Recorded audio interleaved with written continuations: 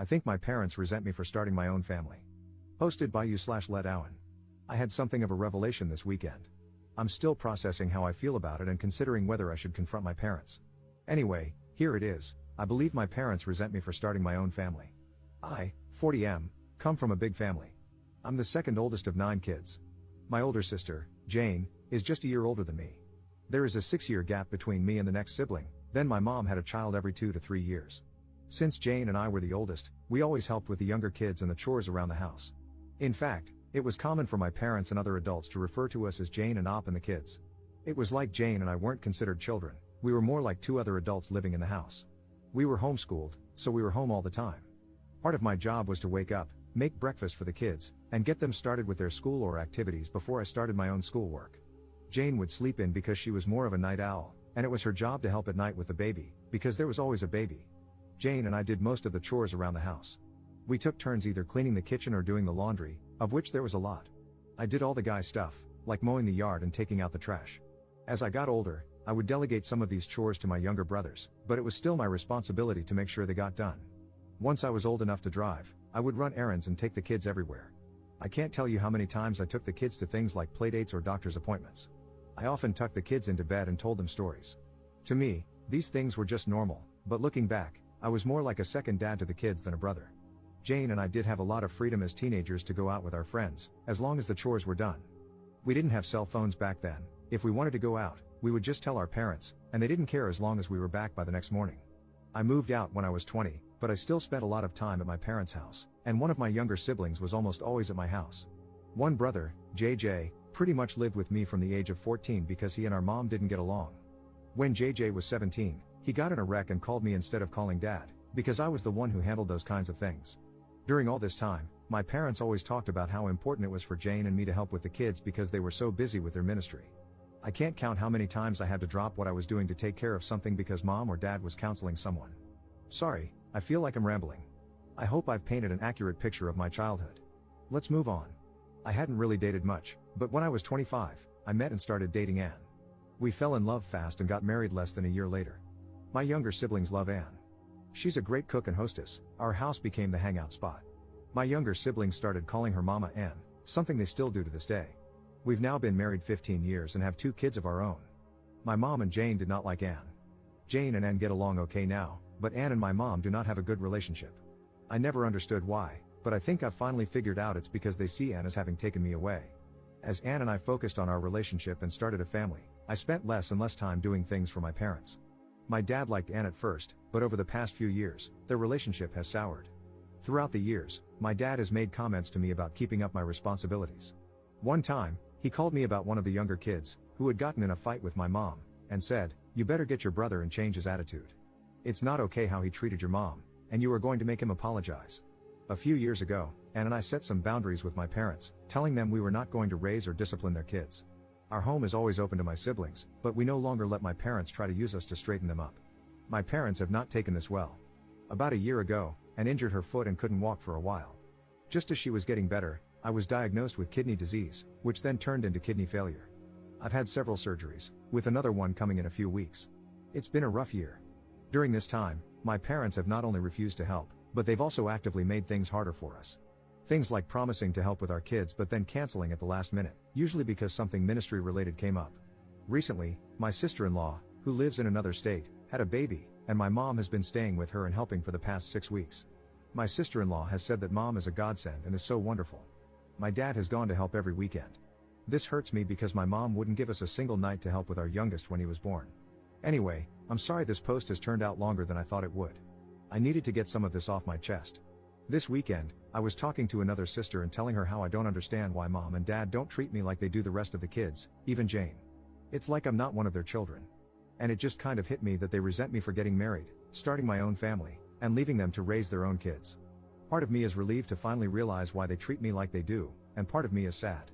I'm kind of scared about this upcoming surgery, and I really wish I had a parent I could talk to about it. But I don't feel like I have parents, just some people I co-parented my siblings with. Update 2 days later. Update, I spoke with my wife, Anne, about it last night. I said something along the lines of, I've realized that my parents resent me for starting my own family and not helping them as much, and that is why they treat me so differently. And I think you've been trying to gently tell me this for years, but I was too dense to get it. We were sitting in bed at the time, and she leaned over, patted me on the head, and said, "You are so pretty." I laughed for like 10 minutes. It was a great emotional release. A lot of you said she sounds wonderful, and she really is. I just can't express how much I love her.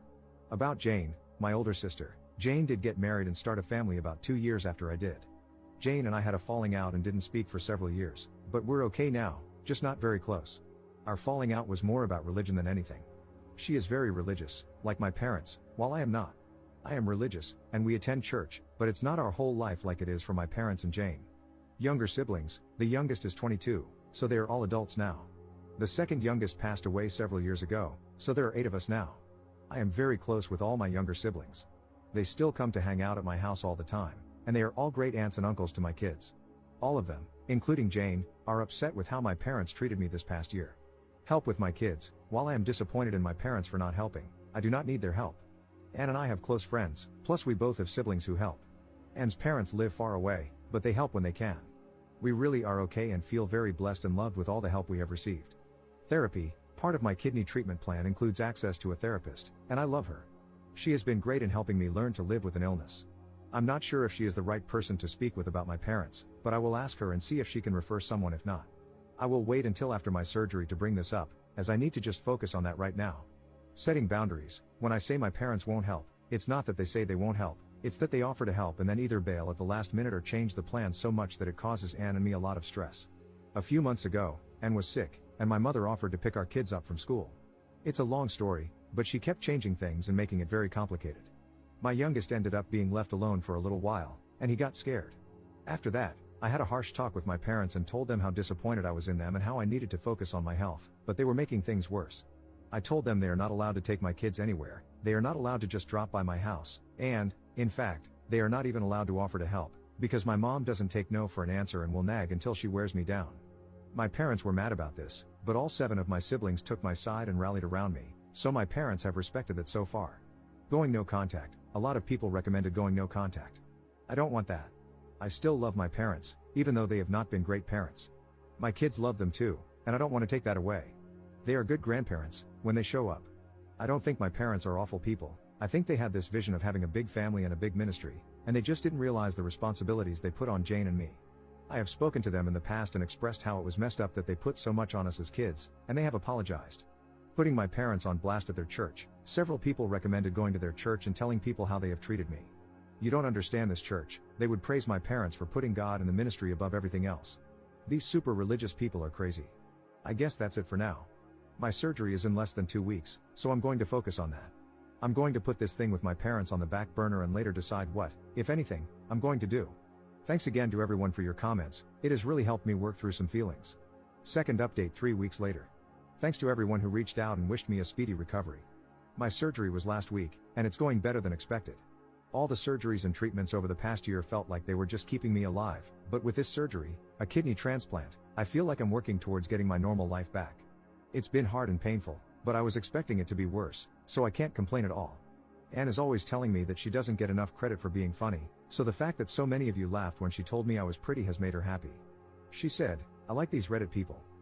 This whole post started because I was having a conversation with one of my sisters. I'll call her 6, since I can't keep making up names. Plus, she's following this thread and will hate that I'm calling her that.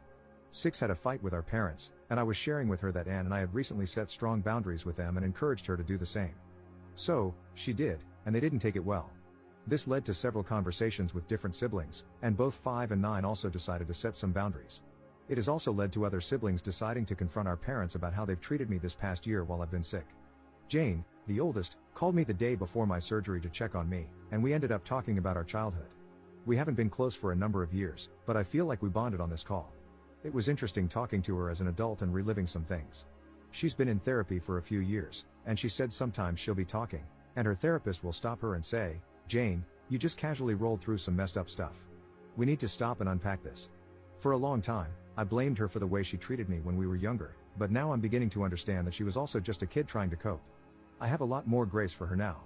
We've been texting a lot over the past few weeks. My parents did visit after the surgery, but we didn't talk about any family drama.